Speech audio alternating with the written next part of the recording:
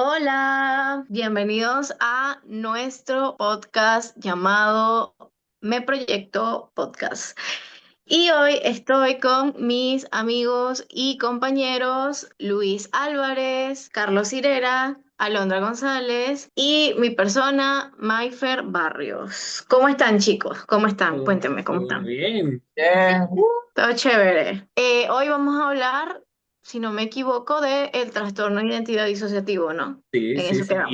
Y ese lo vas a explicar tú ahorita, porque nosotros, bueno, a nuestros oyentes, porque nosotros ya lo sabemos, en teoría. Ok, entonces quieren que lo explique yo, está bien. Claro, el Vale. muerto para la más pendeja. Bueno, el trastorno de identidad disociativo es una condición psicopatológica, como bien sabemos, caracterizada por la presencia de dos o más estados de la personalidad o distintas identidades que de forma recurrente toman el control del comportamiento del individuo. Cabe destacar que este fenómeno conlleva a una incapacidad para recordar información personal importante, lo cual es demasiado extenso para ser explicado simplemente como un olvido ordinario, ya que por algo es un trastorno.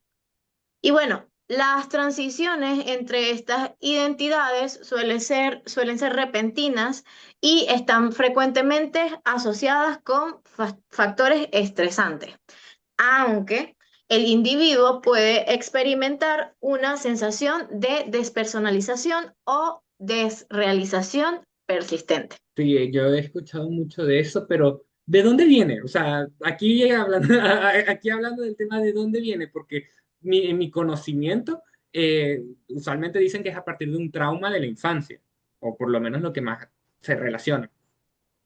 Oh, Bueno, realmente no podemos decir que viene de un solo origen, porque sí, puede llegar, puede venir de un trauma infantil severo, que digamos que es el factor etiológico más consistente en este tipo de trastorno.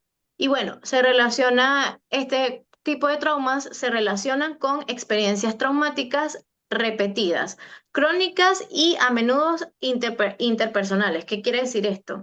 Puede ser abuso físico, sexual o emocional grave. Y esto puede llegar a ocurrir antes de los 6 a 9 años de edad. También está el mecanismo de defensa disociativo, que en la infancia temprana el cerebro del niño, como bien sabemos, aún no ha logrado integrar su identidad de manera coherente.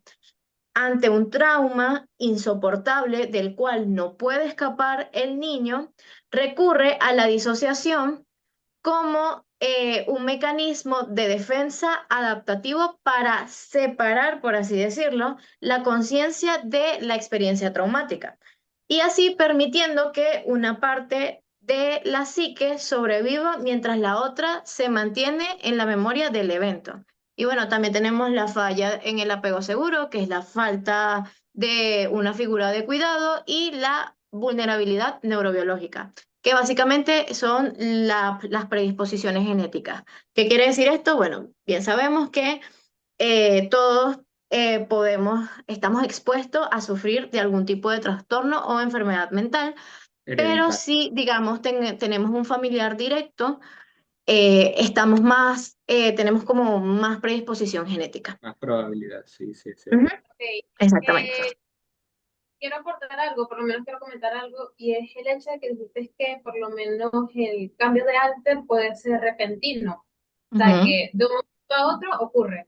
Eso quiere Sí. decir que lo que hemos visto en medios audiovisuales como películas, series, no está tan alejado de la realidad, aunque, claro, los estereotipos que presentan no concuerdan con lo Sí, que las personas, las que viven estas personas a diario, ¿cierto? Ujú. justamente quería hablar de eso, porque ustedes no sé si sepan que hay una película que se llama Splitter o Fragmentado, donde el protagonista, que se llama Kevin, tiene 23 personalidades y la Sí, la he película visto. es un thriller psicológico donde dos de sus personalidades confabulan para secuestrar a tres adolescentes con un fin dentro de la película y las tienen encerradas en un sótano.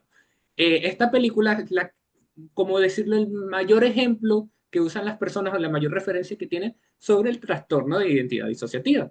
Llegó como a ese punto de visualización mundial.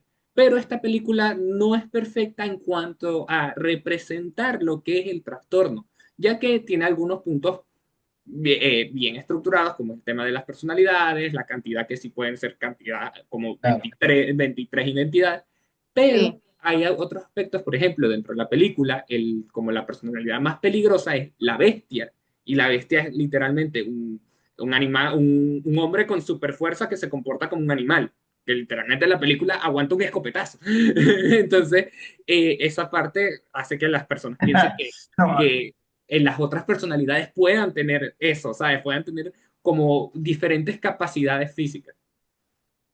¿Qué ibas a habla, y Carlos? sobre todo, claro, y lo que pasa también es que yo les iba a decir, yo hace años vi un video muy bueno que se encuentra en YouTube de un youtuber llamado Anthony Padilla, que investiga todo este tema de trastornos, diferentes trastornos, e invita a gente con esos trastornos para hablar de primera mano con las personas que viven eso día a día. Bueno, él invitó alrededor de unas 6 personas con trastorno de identidad disociativo. Cada persona tenía X cantidad de alters, pudiendo ser desde 4 hasta 95, este, con historias muy distintas, que es lo que decía Mayfer, pues es un tema que realmente es un factor, es multifactorial. sí. Y con respecto, él les preguntó sobre el tema de Split, de fragmentados, que les había parecido la película, y ellos sienten, o sea, por lo menos las personas que aparecieron en ese video, que es algo que los estereotipa mucho, como que la Sí, gente vaya a totalmente. creer que una de sus identidades los va a atacar, que en un momento no se puedan controlar, cuando realmente precisamente para eso es el tratamiento psicológico y la psicoterapia, que es la primera fuente de ataque, digamos, de ayuda para estas personas. Ujú. ¿Vas a decir algo? Esto, tú sabes que a mí me gusta mucho una serie que se llama Moon Knight, ¿ok? Que es de Disney. Y eso que mencionaste de una personalidad puede llegar a ser mucho más agresiva con otra, sí se ve presente por el simple hecho de que nos muestran a dos, ¿ok? Conviviendo, pero al final nos muestran a uno que es un sanguinario, cosa que, me imagino, está muy alejado de la realidad porque estas personas no van a manifestar una conducta tan dañina, por decirlo de alguna forma. Yo quiero Mira, acotar algo corto acá, y es que así estamos hablando puro de películas que representan muy mal a lo que es este tipo de trastorno, pero yo quiero recomendarles, no sé si la han visto ustedes, una que se llama Frankie y Alice, que es un drama psicológico basado en hechos reales, de hecho, y que sigue la historia de Frankie, que es una bailarina de los años 70 que sufre el trastorno de identidad disociativo.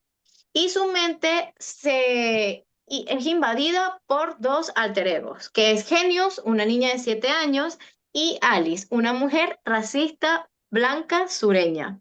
Y bueno, obviamente esto va, o sea, dicen que es la representación como más allegada a lo que es el trastorno, ya que es un drama psicológico.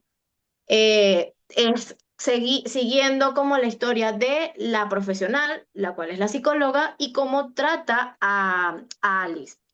Entonces, de verdad, se las recomiendo mucho porque no es estereotipado, podríamos decirlo. aquí hablando de ese caso, exactamente como dijo Carlos, uno de los principales cosas fundamental para tratar este trastorno es la psicoterapia.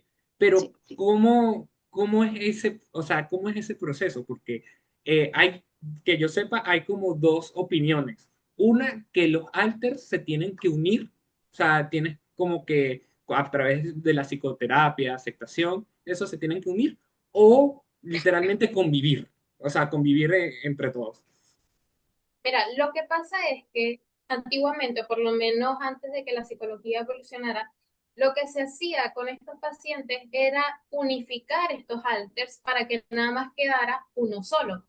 Y de esa manera era que consideraban que el tratamiento había sido exitoso, pero a grandes rasgos esto era muy contraproducente. ¿Por qué? Por el simple hecho de que ellos surgieron más que nada como un mecanismo de defensa. ¿Ok? ¿Por qué? Porque como dice Mike, las Ya personas tiene vivieron un evento traumático. Es multifactorial, pero surge a base de algo. Y Sí. entonces al unificarlo, no asegura al 100% que el tratamiento sea exitoso. No es un factor decisivo. Es más, por lo menos ahorita, actualmente, ¿qué es lo que hacen los psicólogos o los psicoterapeutas? Aplican es la multidisciplinaridad funcional, que es básicamente que todo estos alters puedas convivir para llevar una vida armónica. Es decir, que no influya en ningún aspecto de la vida del individuo, es decir, que pueda tener un buen desenvolvimiento social, laboral, familiar, etcétera. O sea, si lo vemos desde ese lado, por lo menos no podríamos decir que no, bueno, hay que ir con la terapia o por lo menos con la mentalidad de, bueno, vamos a borrarte esto porque está mal.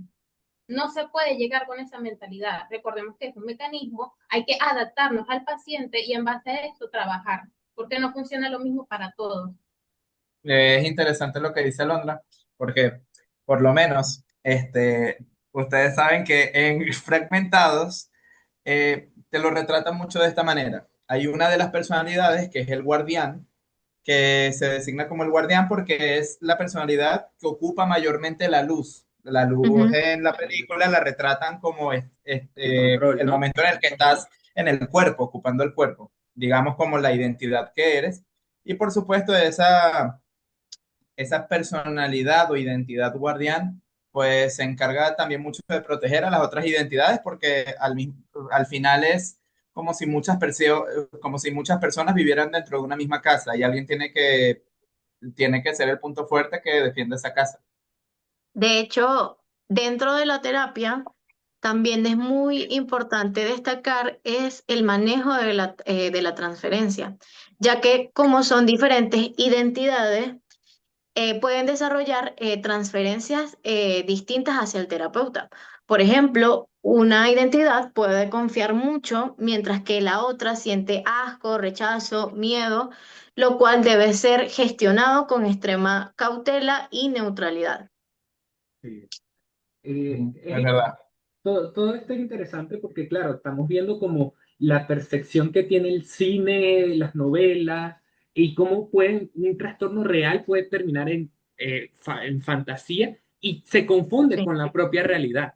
Y algo que me parece también real que hay que tomar en cuenta es cómo se trata a esas personas ante la ley. O sea, cómo es ante la ley, cómo la tratamos, qué pasa si un alter hace o comete un delito, pero la persona como tal no se acuerda, no sabe porque fue el alter. O sea, es Claro, interesante. Ajá. porque si tú te pones a ver, este, obviamente para un juicio, lo que más suele ocurrir es que tú llamas a varias personas para que sean de testigos ante un crimen ilícito. Entonces, ¿cómo es posible hacer eso con una persona que tiene tantas identidades? ¿O cómo tú le das credibilidad? Porque el estereotipo más grande de las personas que tienen TID eh, es que dicen que están mintiendo o que están fantaseando o peor aún que están delirando. Y realmente en estos casos los psicólogos han demostrado, psicólogos y psiquiatras, que no podemos llamarlo un delirio, no podemos llamarlo nada de eso. Por ejemplo, bueno, yo estaba buscando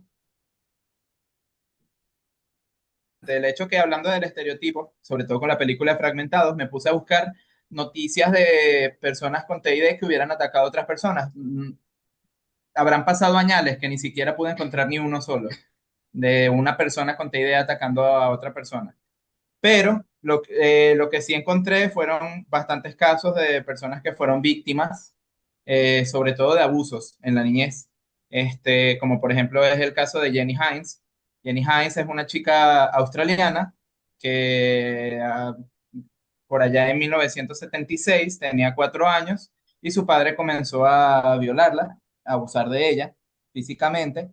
Y a raíz de eso se contabiliza, o por lo menos es lo que ella dice, que en ella cohabitan personalidades.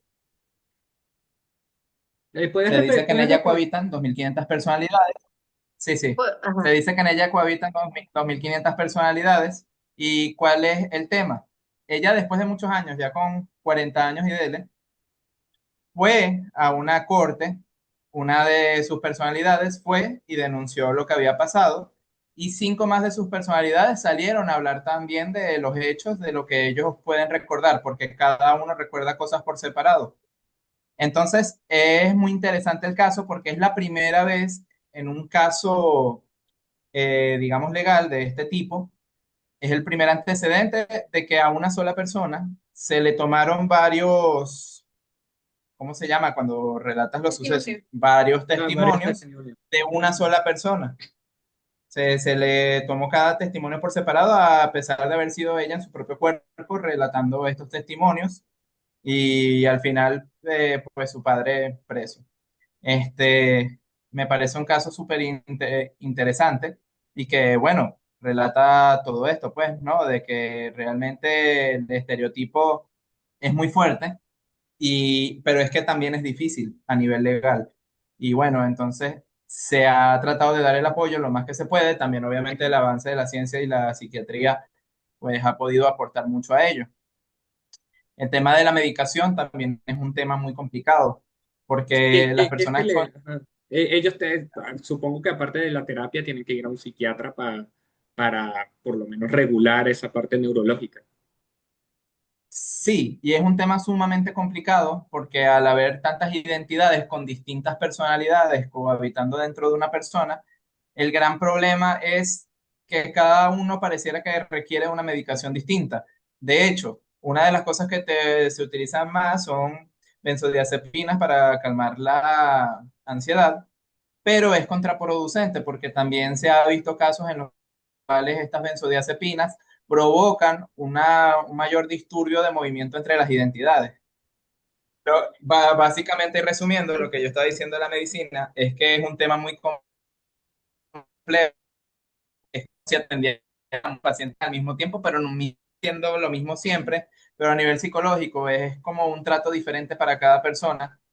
Y aparte, ponte a pensar lo complicado que es si tú tienes que medicar a, ponte tú, 6 identidades en un cuerpo. Van a haber identidades que se resistan al uso de esas medicinas en algunos casos.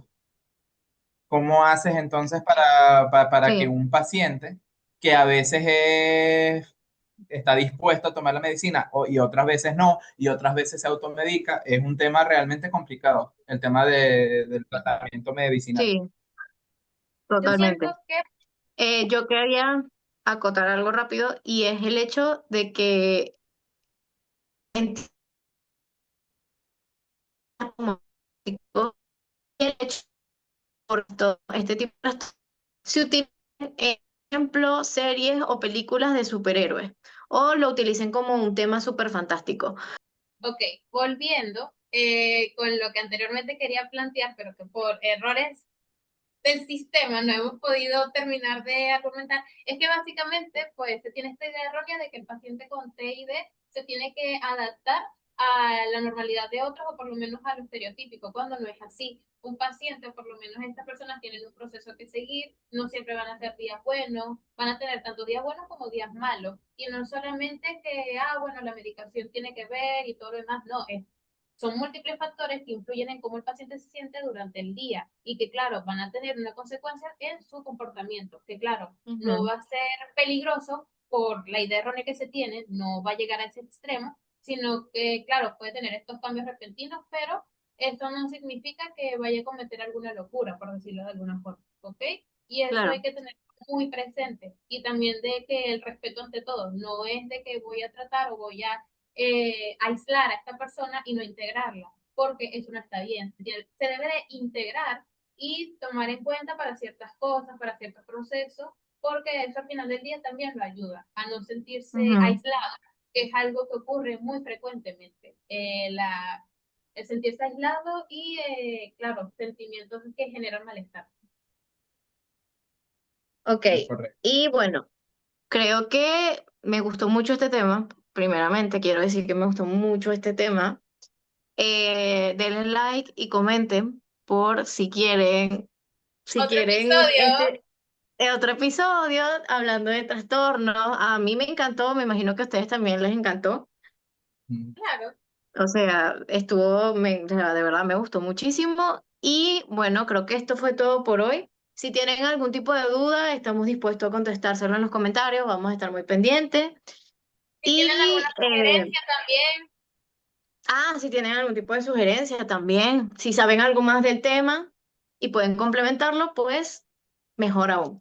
Y bueno, gracias, eso fue todo. Nos vemos en un próximo episodio de Me Proyecto Podcast. Adiós. Adiós. así mira.